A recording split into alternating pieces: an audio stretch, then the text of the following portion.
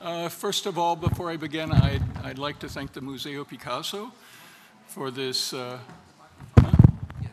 like to thank the Museo Picasso for this invitation. I'm not a Picasso scholar. I work on Carl Einstein and German art, but Picasso figures very prominently in Carl Einstein's writing. And I'd also like to thank the museum for its exemplary organizational work. It really most impressive. I do a lot of conferences. I attend a lot of conferences in Germany. The Germans are nowhere near as organized as the Spanish. So, hey, viva España! Okay, now down to people are trickling in. I'll just wait a sec.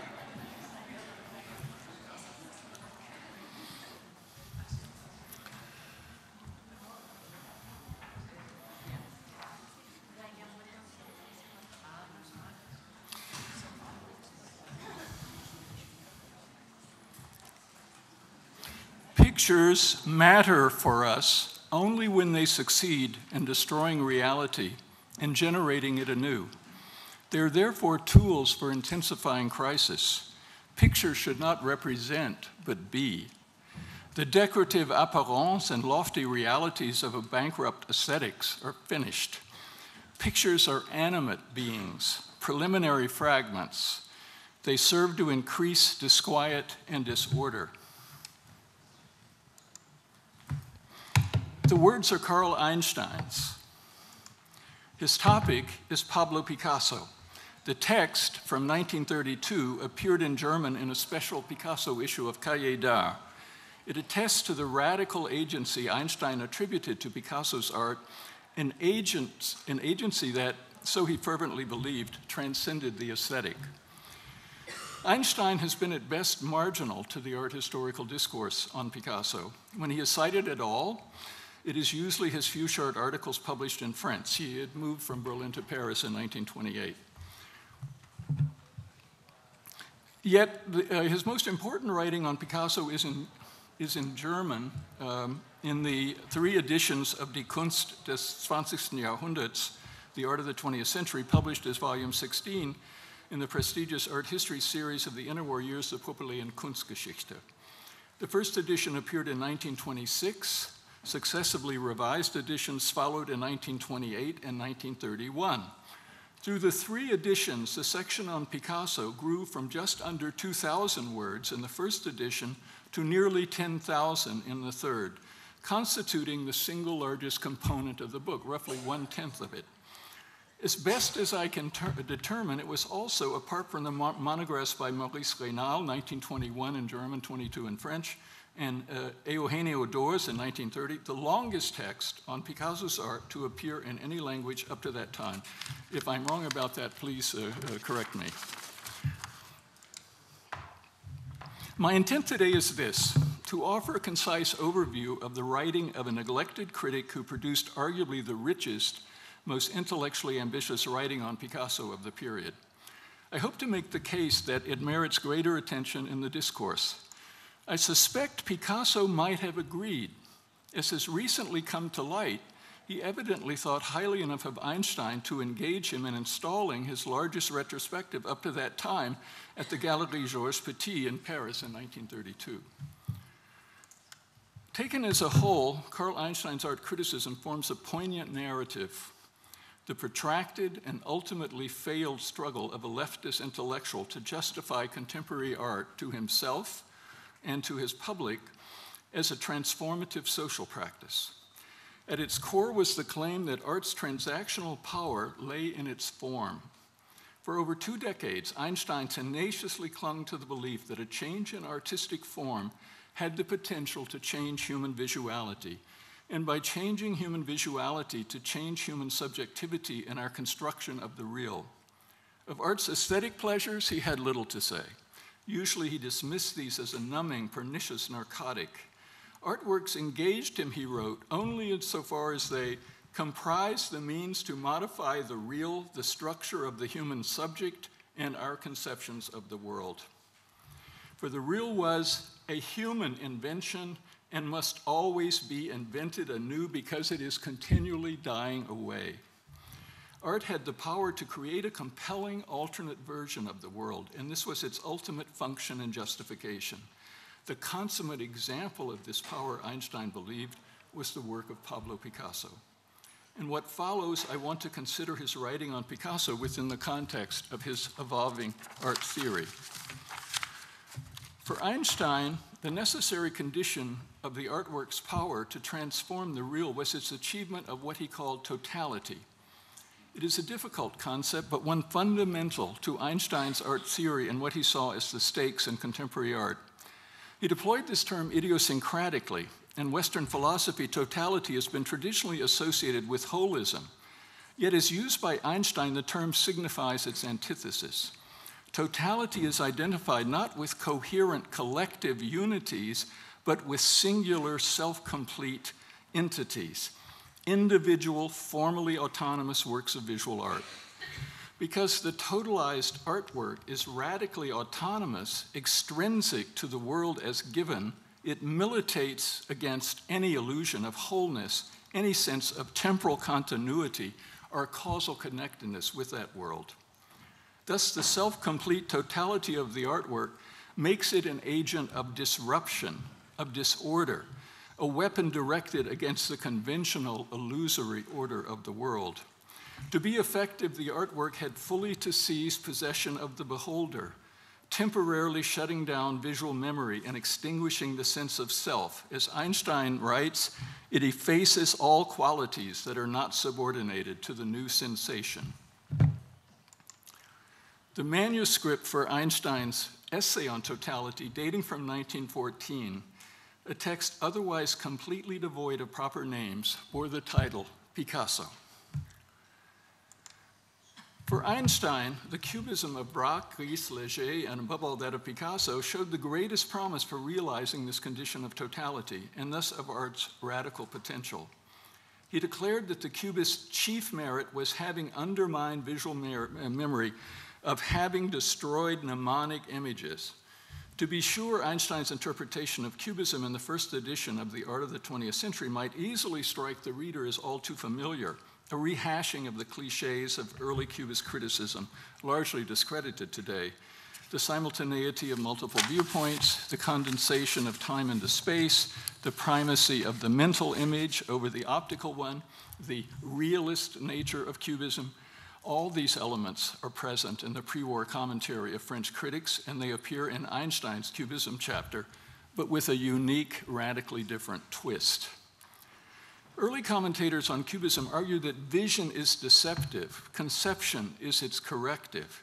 The mind corrects the fugitive contingent impressions provided by the eye to get at the essence of the object. For Einstein, however, Cubism was not about a deeper truth to be found in conceptual knowledge of the object. It was about direct, unmediated seeing, seeing purged of memory, of visual habit, of all prior knowledge.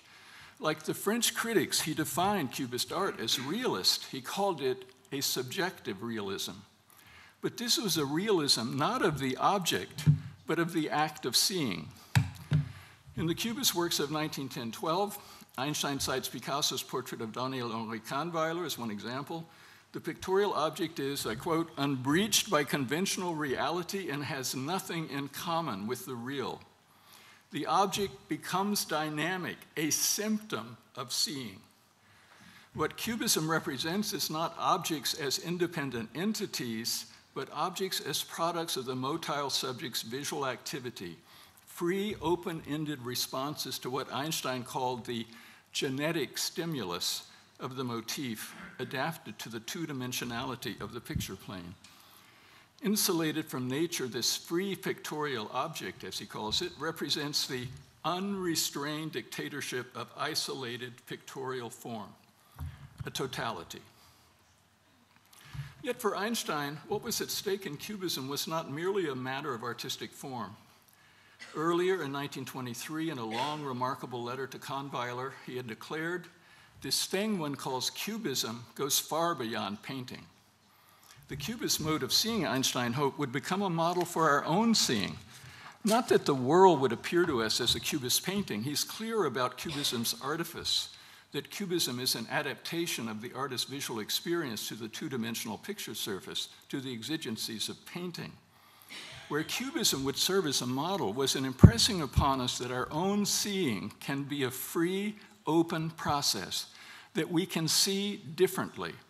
In stressing the Cubist dismantling of the reified, stable object, its relegation to a mere symptom of visual function, he wanted to emphasize Cubism's potential for revealing seeing as a creative power for refiguring our intuition of space and the larger visual world.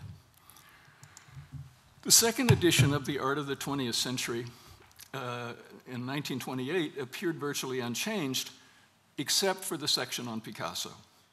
Einstein substantially rewrote it, expanding the text to more than 4 times its original length and adding 6 new illustrations of recent works.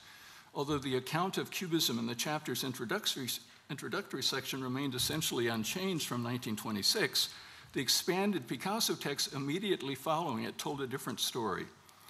Now Einstein characterized Picasso's art, even in the pre-war Cubist works, as internally generated by dreamlike visions, states of formal ecstasy with a hallucinatory basis. Is there a bottle of water around here? Oh, there, where? Down here? Oh, I see. Oh, great. Thanks. Brief.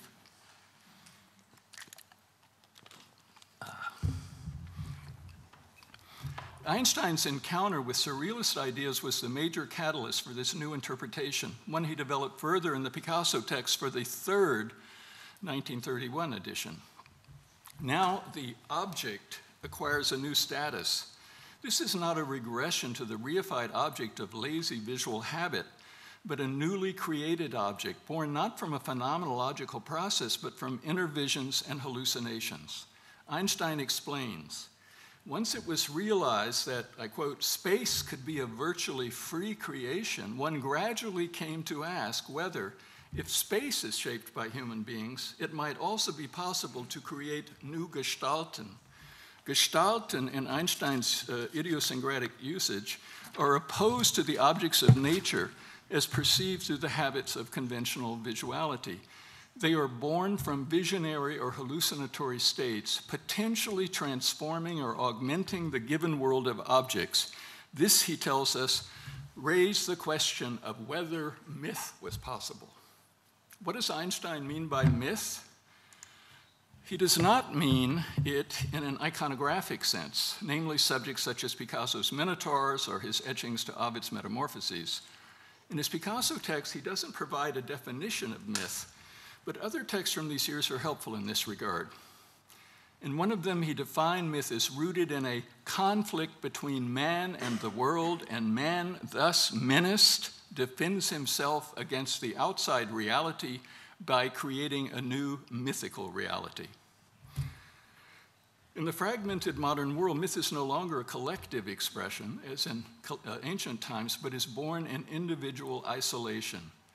Einstein characterizes it as a revolt against existing reality, and in art, this revolt is effected by means of visual form. Creating new objects, or Gestalten, the artist creates, this is Einstein's term, visual myths, harbingers of a new visual reality. This reality is inhabited by what he describes as creatures of a mythology of forms. In the third edition, Einstein now dubs the period from 1924 to 1930 mythic realism. Representative of this mythic phase was the series of hideously malformed human heads and figures dating from 1927 to 30, of which no fewer than 11 examples were reproduced in the Art of the 20th Century in the third edition. And here I show you 5 of them. It's as if Picasso had created a species of aberrant humanoid creatures that are marked by the presence of common features, randomly placed eyes, a few coarse strands of hair, a toothy mouth evoking a vagina dentata, and often a pair of eyelets denoting noseless nostrils. Yet in each figure, these shared features are uniquely aligned, or rather misaligned, for these creatures have no common normative morphology. Where the entire body is represented, the same nightmarish asymmetry and malformation applies. It is a radical assault on what Einstein called tautological repetition in the pictorial figuration of the human body, a dissociation of mental images. Here he explains, it is the formal, not the biological canon that is in force. Einstein surely had such works in mind in hailing Picasso's delightful propensity for perversion. He exulted, in Picasso's pictures, man and his reality are destandardized. These visual myths came into being, according to Einstein, in a temporary state of possession, of erasure of the ego, the anesthesia of the dreamer. He described this most pointedly as an hallucinatory interval, occurring within what he describes as a highly active zone between the labile strata of the unconscious and the conscious. It is there that what we call gestalt is born, and it stands in deep contrast to objects. The source of these mythic gestalten is not, as in Cubism, the external world of optical sensation, but an inner, optically invisible world. The hallucinatory interval generates what Einstein calls psychograms, spontaneous images flowing freely from the unconscious. Yet Picasso always reasserts control, developing, and I quote, his psychograms to the point of consciously tectonic form into a gestalt. These consciously tectonic forms, by which Einstein means forms of a controlled quasi-geometric rigor, he characterizes as a defense against the potentially destructive power of hallucinations. I quote, the more violently the stream of visions passes through a person, he explains, the more one will strain to defend against them by a protective shield of tectonic forms to prevent being fatally blown to pieces. In the 1928 Painter and Model, to which Einstein specifically refers, he notes how the hallucinatory becomes crisply tectonic, while the figures would be barely identifiable as such without the vertically aligned eyes and mouths. The whole is tightly harnessed by the pervasive incidence of straight edges of vertical, horizontal, and diagonal shapes. Einstein describes it as a barrier of static forms that serves to dam the psychic torrent, a defense against an errant animist madness.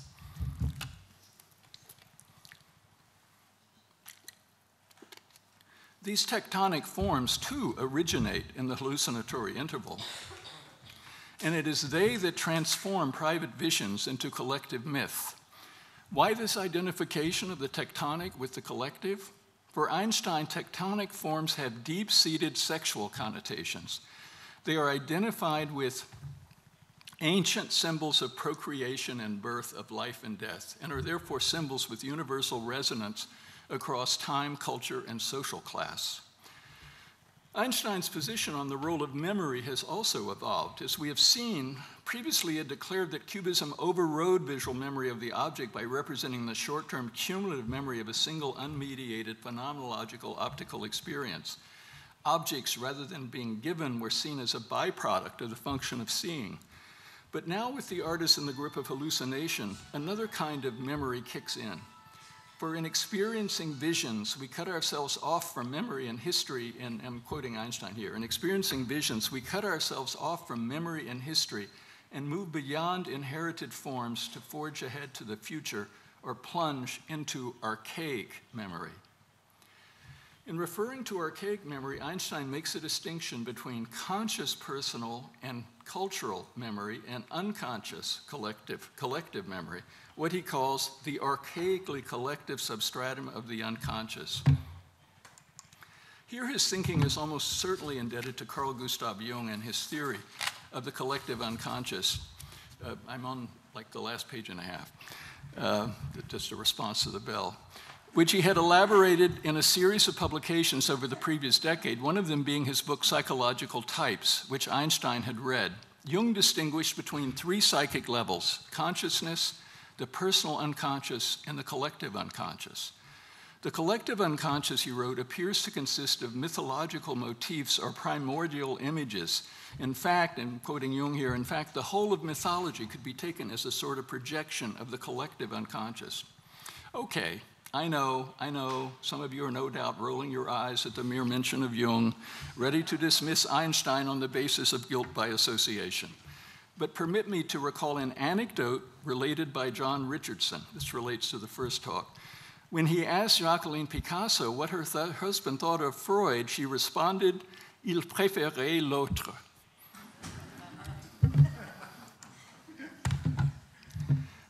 Be that as it may, my purpose here is not to argue for the soundness of Einstein's or any other Jungian interpretation of Picasso. What interests me is what would have drawn Einstein to such theories. The notion of an art arising from and addressing a collective unconscious yielded an ostensible solution to an acute problem: how a new art, shattering aesthetic norms and visual conventions, might achieve collective resonance. The price of the modern artist's subjective isolation, Einstein had argued in the book's first edition, was, quote, a tremendous need for a collectively valid form, unquote. Tectonic forms with a... What was the other one? It's getting insistent. Okay, I hear you. Okay, where was I? The price of the modern artist's subjective isolation, Einstein had argued in the book's first edition, was a tremendous need for a collectively valid form. Tectonic forms with ostensibly universal sexual connotations, could serve as a bridge from the private subjectivity of the socially isolated contemporary artist to the collective. Einstein called these tectonic forms Gestalt types, Gestalttypen, a term that suggests a visual analog to Jung's archetypes. And like these, they lay, to quote Einstein, within human beings themselves. The mythology of forms, as he called it, had deep roots, and that was the basis of its promise. Now I come to the last paragraph. This did not end well. Einstein soon came to the painful realization that he had been deluding himself. In a note from 1934, he savaged himself as a perpetual phony revolutionary who remains hopelessly behind the changing conditions of the times because he is always fighting for the same revolutionary utopia which he seeks to achieve by a change in artistic form. That sums up the faith that Einstein had expressed in his Art of the 20th Century and his other writings on contemporary art. Its illusoriness must now have become even more painfully apparent with Hitler's seizure of power. Shortly thereafter, in the unpublished book manuscript, The Fabrication of Fictions, a rambling, searing 500-page polemic against the avant-garde and his own former illusions about it, he admitted that the intense desire to renounce the given world had misled one to believe in the possibility of inventing an absolutely new one. He writes, "Poets or painters are incapable of endowing existence with any primary meaning or shaping a primary reality. Modern intellectuals, he now claimed, had been afflicted with mythomania. Of that, Einstein's 1931 Picasso text is a prime example. His mythology of forms was just that, a mythology, albeit not in the affirmative sense he had intended." Thank you.